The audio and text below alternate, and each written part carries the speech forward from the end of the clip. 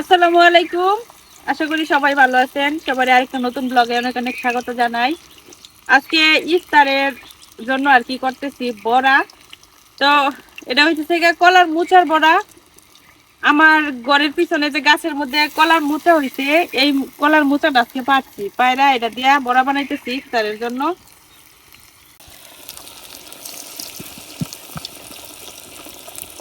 প্রত্যেকদিন তো আলুর বড়া, আরো এই ডিমের চপ, বিভিন্ন রকমের চপ টপ বড়া টড়া খাওয়া হয়। আজকে একটু অন্যরকম খাওয়া হইব আর কি। আজকে হলো একদম স্বাস্থ্যকর উপায়ে নিজের গাছের কলার মোচা, তার বড়া। কলার মোচা আমার এমনিতে অনেক ভাল লাগে খাইতে, কিন্তু কলার মোচা কাটা এত কষ্ট। মোচা পরিষ্কার করতে গেলে হাত দাও সব কালো হয়ে যায়। এই বয়ে অনেকে কলার মোচা খায় না। তো কলার মোচার হলো তরকারিও মজা লাগে, শুটকি দিয়ে রান্না করলে আবার বড়াটা সবচেয়ে বেশি মজা লাগে। তো এক একজন এক এক ভাবে বড়া বানাই, কেউ হলো আস্তে আস্তে রাহে, আর আমি একদম কাইটে বানাই, তাইলে মানে আরো বেশি মজা লাগে খাইতে। তো রান্না করতেছি, আর এই সময় কিছু কথা চিন্তা করতেছিলাম, পরে ভাবলাম যে আপনাদের সাথে একটু শেয়ার করি। আমি প্রথম প্রথম যখন কন্টেন্ট ক্রিয়েশন শুরু করছি ও ফেসবুক দিয়া, তো ওই সময় কিন্তু আমাদের এলাকায় মানে আমাদের উপজেলায় একমাত্র আমি আছিলাম মেয়েদের মধ্যে। আর ছেলেদের মধ্যে একজন ছিল হলো কাজল দাদা, উনি একটা পেজ চালাইতো। পরে দাদার পরে দিয়ে আমি শুরু করছিলাম, তো আমরা দুইজনই আছিলাম। এরপরে কত মানুষে কত কিছু সমালোচনা করছে। আসলে সবাই খালি টিকটক টিকটক। তো মূলত কিন্তু টিকটক আইডি আমার নাই, কারণ টিকটক আমার ভালো লাগে না, আমার মোবাইলেই টিকটক নাই। তো গ্রামের মানুষ যেটা বুঝে টিকটক টিকটক কি কইতো। পরে তো ফেসবুক আমি ছাইড়েই দিলাম, পরে ইউটিউবে কন্টেন্ট ক্রিয়েশন শুরু করলাম। ইউটিউবের এখন মানুষে টিকটক কয়, কি দুঃখের কথা। এইটা মনে হয় আর হাসি যে ইউটিউব একটা আলাদা, সম্পূর্ণ আলাদা প্ল্যাটফর্ম, এটারেও মানুষে কয় টিকটক।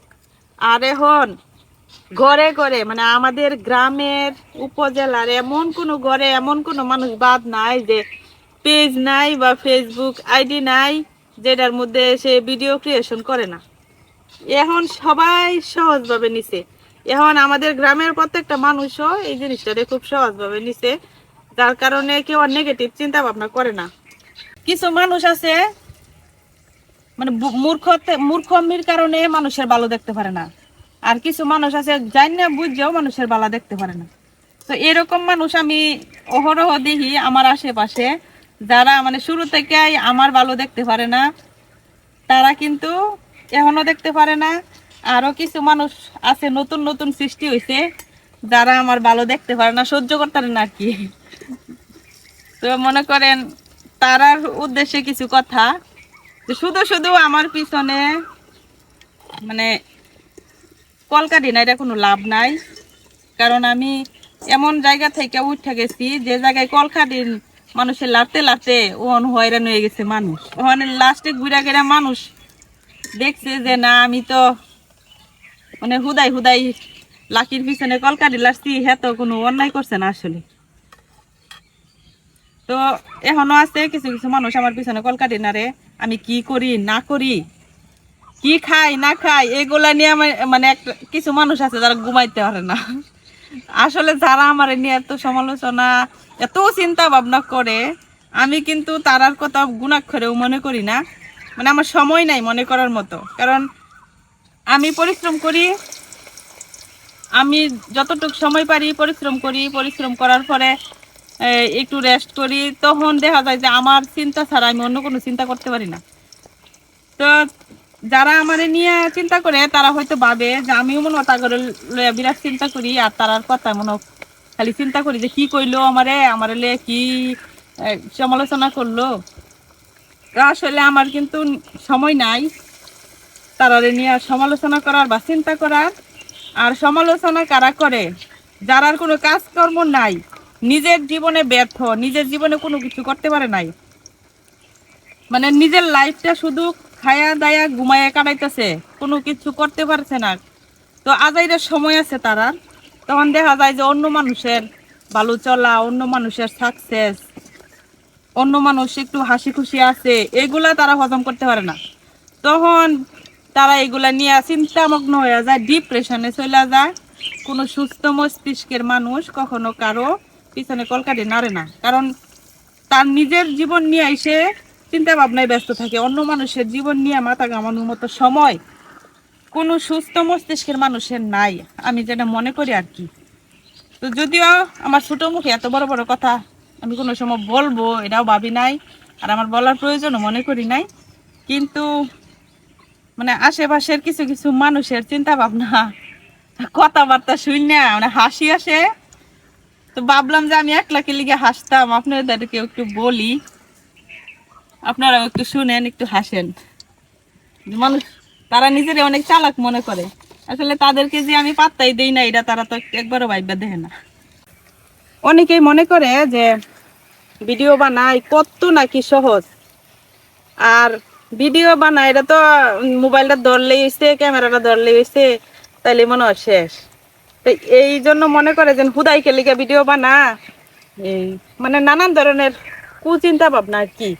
তো যারা মূলত ইউটিউবে ভিডিও বানায় তারা একমাত্র করতে পারবো যে ভিডিও বানাইলে যে কি কষ্ট, কি পরিশ্রম। তো অবশ্যই আমরা এখানে ভিডিও বানাই রং তামাশা করার জন্য না, বা কাউরে দেখানোর জন্যও না, অবশ্যই একটা উদ্দেশ্য আছে। আমি তো মাগনা মাগনা এত পরিশ্রম করতাম না, এনে তো আমার অবশ্যই স্বার্থ আছে।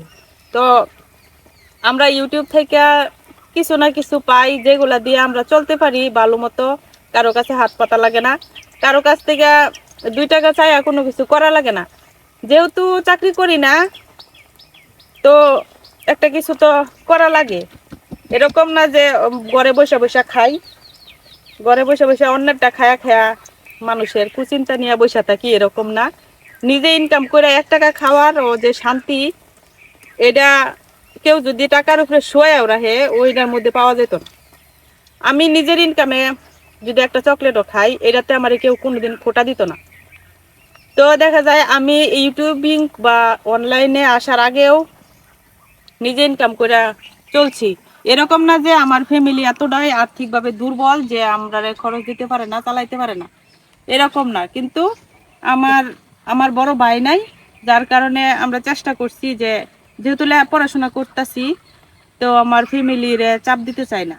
নিজের খরচটা, মোবাইল খরচটা, এমবি খরচটা যাতে আমরা নিজেরা উঠাইতে পারি, যার কারণে কিন্তু টুকটাক আমরা চাকরি টাকরি করছি। দেখা গেছে আমাদের এদিকে আগে অনেক এনজিও সংস্থা এগুলা কাজ করতো, বিভিন্ন শিক্ষা প্রোগ্রাম থাকতো। তো আমি 5 বছর কিন্তু একটানা স্কুল পড়াইছি। তারপরে আমার ভিডিও ক্রিয়েশনের প্রতি মানে একটা দুর্বলতা তৈরি হয়, যার কারণে আমি ভাবলাম যে শুরু করি, দেখি পারি কিনা। তো দেখা গেছে আমি যখন স্কুল পড়াইছি, সকাল থেকে স্কুল পড়াইয়া তারপরে আবার হলো ভিডিওর জন্য সবকিছু রেডি করছি, তারপরে ভিডিওটা করছি, কইরা এটারে আবার এডিট করা, তারপরে আবার আপলোড দেওয়া, অনেক সময়ের দরকার, যে আমি একটু রেস্ট নেওয়ার সময় পাইছি না। তারপরে আমি যখন এখানে গড় করছি যে আমার ভিডিও করার মানে প্লেস সুন্দর না, যার কারণে আমি এনে গড়টা করছি। এই গড়ের পিছনে যাবতীয় কাজকর্ম আমার করা লাগছে, যদিও আমি হেল্প করার মতো কাউরের সাথে নিছি, তারপরে আমার করা লাগে। আর দেখা যায় আমি গাছপালা লাগাই, বাগান করি, তো এইগুলা করি, আবার পাশাপাশি ভিডিও করি। তো আমার আজাইরা সময় নাই যে আমি কারো কথা মানে নিয়ে ঘোরাফেরা ঘুরবাম, আর কেউ আমার কিছু কইলো সেটা নিয়ে আমি চিন্তা করে আমার সময় নষ্ট করাম। তো যে বা যারা আমার চিন্তায় ঘুমাইতে পারেন না, তারারে একটা কথাই কইয়া মুদাই আমার চিন্তা করুন না যে আমি আপনার কি চিন্তা করুন না করুন, এতালে আরো মজা পাই। আমার এটা বাবার সময় নাই। তবে আমার কমেন্ট সেকশনে যারা যারা সবসময় আমার কমেন্ট করে, যারা যারা সবসময় আমার ভিডিও দেখে, তারা অবশ্যই আমার ভালো ভালো কমেন্ট করে উৎসাহ দেয়, তারা অনেক অনেক ধন্যবাদ। তবে যারা আমার নিয়ে সমালোচনা করে, হুদাই সমালোচনা যেটারে বলে, মানে আমি কি করি না করি এর কাছে লাগাই, ওর কাছে লাগাই, এটাই আর কি। তো আমি কি করি না করি আমি ভিডিওতে করি, এটা তো সবাই দেখেই, সবাই দেখাই করি। আরেকটা কথা, আমার হঠাৎ পরিবর্তন নিয়ে আপনাদের মনে অনেক প্রশ্ন, অনেকেই পজিটিভভাবে নিছেন, অনেকেই নেগেটিভভাবে নিছেন। যাই হোক, তো এমন কিছু শিক্ষিত মানুষ আছে যারা মানে আমার নিয়ে প্রচুর মনের মধ্যে দুশ্চিন্তা যে আমি অনলাইনে ইনকাম করে মনে হয় অনেক বড় লোক হয়ে যেতেছি। তারা কি করে মানুষের কাছে কয় কিন্তু কমেন্ট করতে পারে না, ভয়ে লজ্জায় যে কমেন্ট করলে মানুষের তার চেহারাটা দেখতে লাগবো, কমেন্ট করতে পারে না। আবার অনেকে আছে লেখতারে না কমেন্ট, নাইলে কমেন্ট করে উড়াই আলতো। যাই হোক, আমার গ্রামের মানুষের উদ্দেশ্যে আমি কথাগুলো বলি নাই, কারণ আমার গ্রামের মানুষ আগে আমি যখন ফেসবুকিং করতাম তখন অনেকে বাধা দিত, নিষেধ করতো যে টিকটক করো না, এগুলা করা ভালো না। কিন্তু এই এই 2 বছর যাবত আমি যখন ভিডিও করি তখন আমার গ্রামের মানুষ দেখে।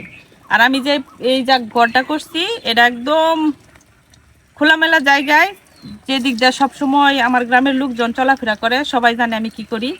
এখন সবাই আমার পজিটিভভাবে নেয় এবং উৎসাহ দেয়, আর অনেক কিছু জানা বোঝার লাগে তারাও আমার কাছে আই।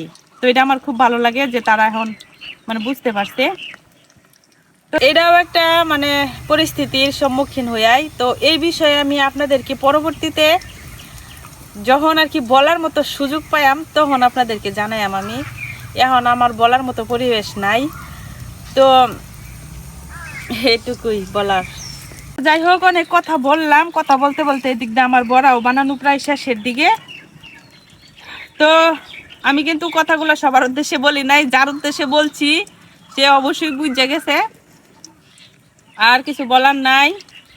তো আজকে এই পর্যন্ত, ইফতারের সময়ও হয়ে যাবো। ইফতারের সময় কিছু জ্ঞানী জ্ঞানী কথা কয়ে এলাম, কিছু মনে করবেন না। সবাই ভালো থাকবেন।